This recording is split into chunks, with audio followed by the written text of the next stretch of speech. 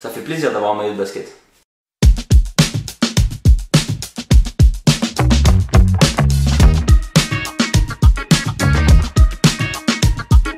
Salut à tous, c'est Falk et aujourd'hui on se retrouve pour une vidéo un peu spéciale. Ce soir commencent officiellement les Jeux Olympiques de Paris 2024 et je me suis posé une question. Pourquoi on en a tellement rien à faire du foot pendant les JO? Non, parce que c'est vrai qu'au final, il y a beaucoup de disciplines qu'on regarde pendant les Jeux Olympiques et qu'on regarde beaucoup moins en dehors de ces Jeux. Je pense par exemple au tennis de table ou au judo. On connaît pour beaucoup les frères Lebrun qui sont en train d'exploser au niveau international. Au tennis de table, finalement, à part leur nom et quelques bribes de leur match, je n'ai jamais regardé une compétition complète. Et pareil, Teddy Riner est un athlète que tout le monde connaît en France quasiment, je pense.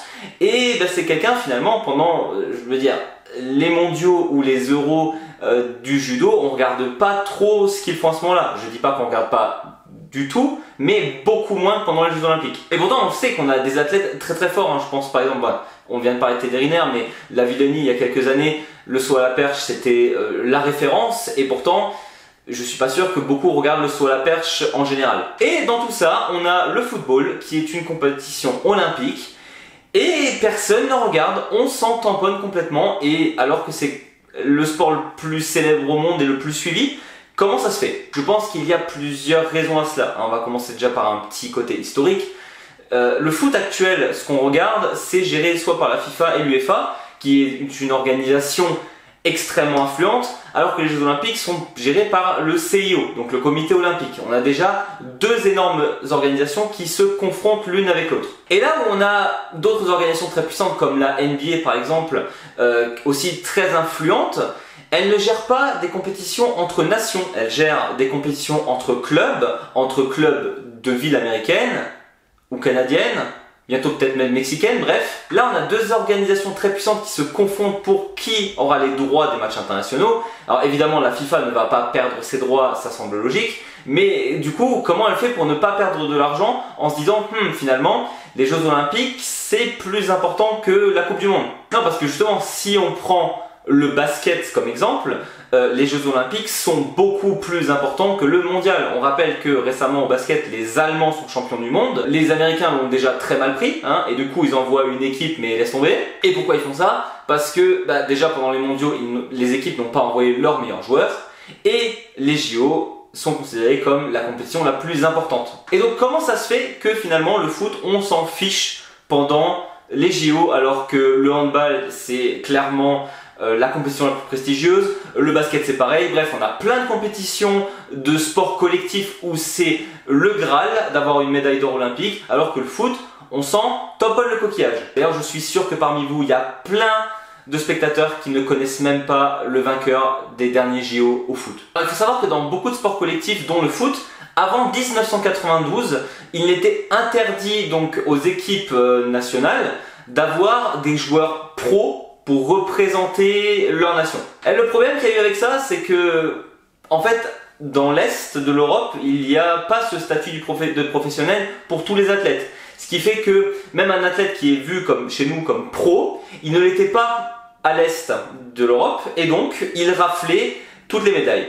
tout simplement. Il gagnait tout le temps. Et donc pour équilibrer ça, ils ont commencé à changer les règles à partir de 1992, où on sait que en basket, il y a commencé à avoir des nations de fous. C'est là où Michael Jordan, Magic Johnson et ses potes sont venus à Barcelone. Et donc à ce moment-là, le basket c'est devenu quelque chose d'important et donc devenu la médaille la plus importante pour une équipe nationale. Et au foot, ça n'a pas été trop ça au niveau des changements de règles. Là où avant on n'avait pas le droit d'envoyer des pros entre guillemets, en tout cas c'était des jeunes qui devaient être envoyés. À partir de 92, c'est simple, c'était soit des moins de 23 ans et en plus des 23 ou moins, on avait le droit d'avoir 3 joueurs de plus de 23 ans dans l'équipe. C'est pas énorme. Donc déjà sur le principe, si on parle du foot aussi de l'époque, on rappelle que cette réforme date de 92, à l'époque, déjà, c'est pas comme le foot d'aujourd'hui, les stars étaient beaucoup moins jeunes, on avait beaucoup moins de jeunes talents, où on se disait, ouais, lui à 16 ans c'est déjà un énorme crack. Donc voilà, moins de 23 ans, on avait des joueurs plutôt moyens ou alors qui commençaient à se développer. Aujourd'hui on peut se dire, oui mais c'est bon, depuis le temps, on est en 2024, moins de 23 ans, on a énormément de joueurs de talent. Mais là encore, il y a d'autres soucis. Les joueurs de foot sont sous contrat de club. C'est-à-dire que même s'ils ont moins de 23 ans et ils sont très talentueux, il faut encore que le club dans lequel ils jouent et dont là ils gagnent l'argent accepte de les envoyer aux Jeux Olympiques. Et là, c'est un sacré souci. Parce qu'on sait qu'aujourd'hui, moins de 23 ans, on a énormément de jeunes joueurs extrêmement talentueux. Sauf que beaucoup de clubs refusent d'envoyer leurs joueurs par peur qu'ils se blessent. Au-delà de la blessure aussi, ils veulent que leurs joueurs viennent en forme parce qu'ils ont eu une saison dans les pieds et qu'ils travaillent avec le nouveau groupe pour la saison qui arrive.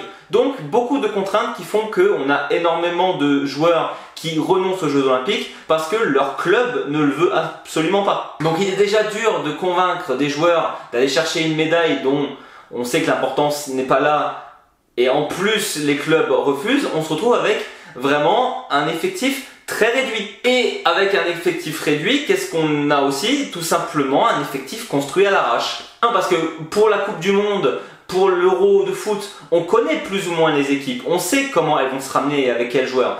Finalement, les JO, 2 semaines avant, l'effectif n'est pas forcément complet encore. Et ça, c'est quand même quelque chose de problématique. Comment construire un projet sur le long terme si on ne sait même pas qui vient en fait pendant la compétition? Regardez dans toutes les autres disciplines quasiment, on sait l'équipe qui va venir, que ce soit collectif ou individuel, parce que les personnes se sont entraînées pendant 4 ans de manière dure pour les Jeux Olympiques. Pour le foot, ce n'est absolument pas le cas. Et donc ça donne beaucoup moins envie aux spectateurs de regarder. Quand on voit l'équipe de France là, qui vient avec les joueurs les plus connus, c'est finalement Olise qui arrive au Bayern, Lacazette qui est quand même assez connu, mais voilà, c'est Lacazette, et Cherki. Alors, je critique pas, hein, ils sont bons ces joueurs, mais ça vend pas du rêve. Et donc, on couple tous ces problèmes au fait que, finalement, je le disais au début, le foot c'est quelque chose qu'on regarde toute l'année et on a l'habitude d'avoir de la qualité entre la Ligue des Champions, la Ligue Europa, les différents championnats, la Nation League maintenant, la Coupe du Monde, la Coupe d'Europe, bref, les préparations, on a énormément de foot déjà toute l'année et du foot de qualité. Pourquoi se rajouter une overdose du sport qu'on aime avec des joueurs soit qu'on ne connaît pas, avec des stades, le 3/4 ils sont vides, et finalement le jeu il n'est pas au rendez-vous, ça ne donne pas envie. Couplé à cela que l'organisation est nulle, hein, quand on voit que le foot a commencé 2-3 jours avant la cérémonie officielle, bon, ça montre, voilà, le but c'était de dégorger les stades vu qu'un match de foot a besoin de tout le terrain. Voilà, ça donne vraiment très peu envie. Et donc au final, on a le choix de regarder soit le foot, soit le rugby à 7. Et moi, personnellement, j'ai regardé le rugby à 7. Hein, le foot, à ce moment-là, on se dit, bon, on regarde le score et on voit ce qui se passe. Et d'ailleurs, ça se voit tellement qu'ils n'ont plus rien à faire du foot pendant les JO qu'on a des dingueries au niveau arbitrage. Là, ce qui vient de se passer entre le Maroc et l'Argentine, l'arbitre qui arrête le match pendant 1h30 après avoir fait 15 minutes d'arrêt de jeu pour finalement supprimer un but de l'Argentine en revenant 1h30 après, bref, on voit ça ne peut pas arriver pendant un mondial, ce n'est pas possible. Donc on se retrouve avec une sorte de mélange qui fait que le foot c'est pas fait pour les Jeux Olympiques. En tout cas les règles actuelles ne donnent pas envie aux supporters de regarder, ne donnent pas envie aux athlètes de se donner à fond. Voilà, ça fait une discipline qui est rajoutée parce que c'est la discipline la plus prisée au monde, c'est celle que le plus de gens regardent.